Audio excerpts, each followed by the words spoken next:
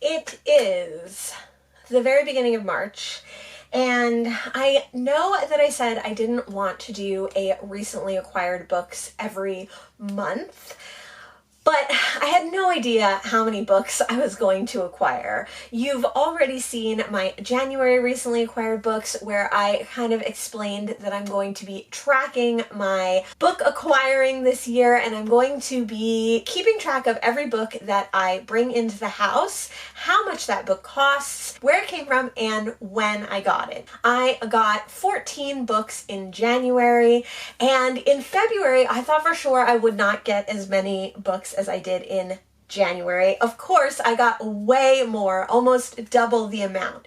You can see why I got so many books in my video about why I don't buy new books, and there is a haul in that video of me going to local used bookstores and making sure that I'm patroning them, making sure that I am supporting them. So go check out that video. I'll have both those videos listed down below.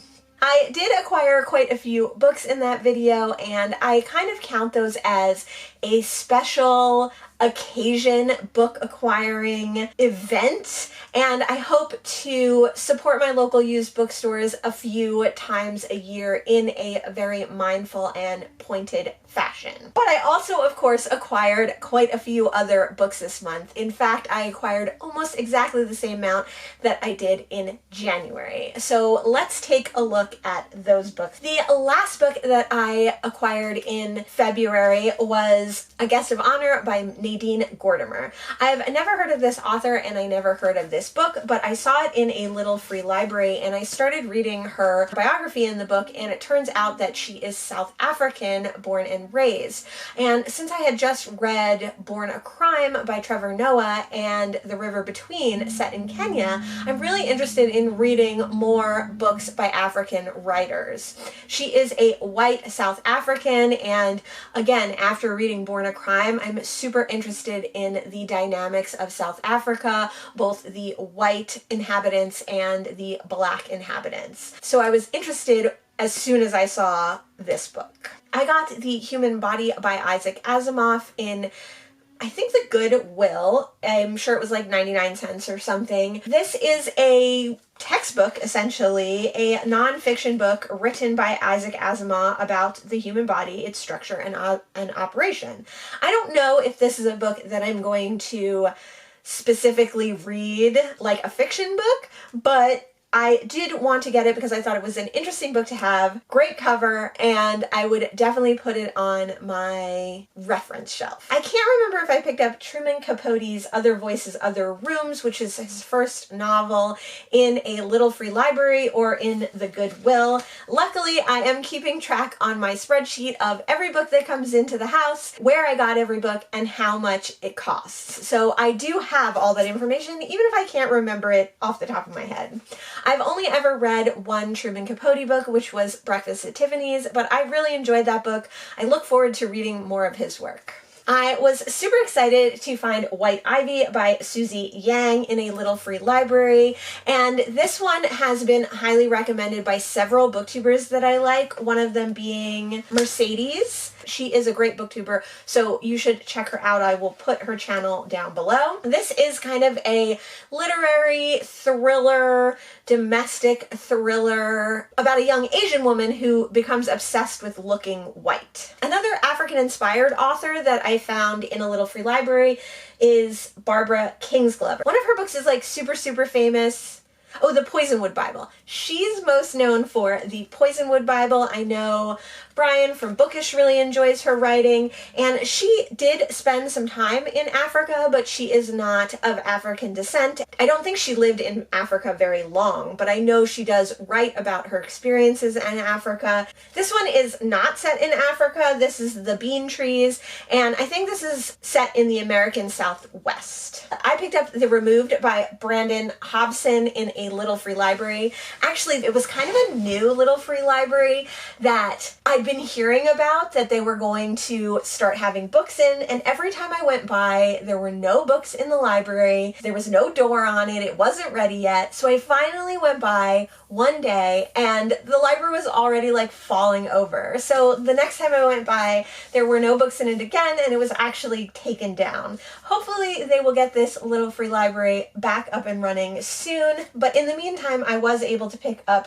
this book, which I believe is a literary fiction having to do with an indigenous family. I broke down and bought from an online used bookstore, Space Opera by Catherine M. Valente. Catherine M. Valente got a lot of buzz at the end of last year for writing Comfort Me with Apples, which is one on my 21 books I found out about in 2021, but I want to read in 2022 list.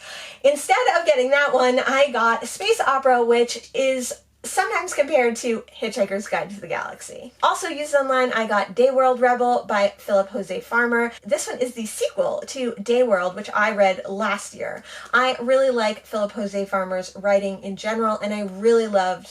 No, wait, did I read it last year? No, I read it in 2020. I really enjoyed that timely classic science fiction, and I'm excited to read the sequel. I also got this beautiful hardcover edition. It definitely does have a little bit of age, but it is still pretty pristine, and I got it for maybe like $4 or $5. In the Salvation Army, I picked up Agatha Christie's Spiderweb, a novel. This is based on a play that she did, and it's adapted as a novel by Charles Osborne. So although she wrote the play, the novel was written by someone else. I'm kind of interested in the idea of all these new people writing Christie novels, so I thought this one might be an interesting one to start with, where it was material that she had written, but the novel was written by someone else. In that same Salvation Army, I picked up Nikki French. Nikki French is another author that I've been super interested in, who writes thriller mysteries. I know that Jen Campbell really, really loves their writing. I picked this one up knowing that it is not the beginning of a series, but I think this one I could probably start wherever. At the Goodwill, I found a copy of Sing Unburied Sing by Jesmyn Ward. I had really been wanting to read Salvage the Bones by Jesmyn Ward, which is on my 21 books I found out about in 2021, but I want to read in 2022 list. But Brian from Bookish said that it's got a lot of animal violence in it, so what I might do is swap out that one for this one. I know that he also read Sing Unburied Sing and really enjoyed it, and that's why he ended up reading another of Jesmyn Ward's novels. This one probably is a little bit less difficult to read in that aspect, so I'm gonna give this one a try. And lastly, in a little free library near my house, I found Stacey Abrams' While Justice Sleeps. Stacey Abrams is a political figure in the American South in Georgia, and she's done a lot of work to uncover voter suppression and other important political information and other important political activism in the last few years. She also wrote this novel, which I think is a political thriller novel. It's not that I'm super interested in this one per se. She's also written quite a few nonfictions that I'd be interested in, but I like the idea that this political activist, this influential woman, could both write important nonfiction and fun fiction books. So those are the 13 books that I acquired in February, not including the almost 13 books that I acquired for my birthday used bookstore support day. These are books that I would have found and brought into the house if I hadn't done that support day. So all totaled, these books add up to about $19. In January, I spent about $22 on books and I brought in 14 books. In February, I spent about $19 on books and I brought in 13 books, not including the other books that I brought in. We're just not talking about those right now. So if it were a normal month, it seems like so far from the information that we've gathered, I bring in between 12 and 15 books per month, and I spend between $20 and $25. That to me seems like a lot. Think about that. If I were to spend $20 per month over the year, That is $240. That's a lot of money. I hope that I don't end up spending that much money on books, just getting them at my regular pace.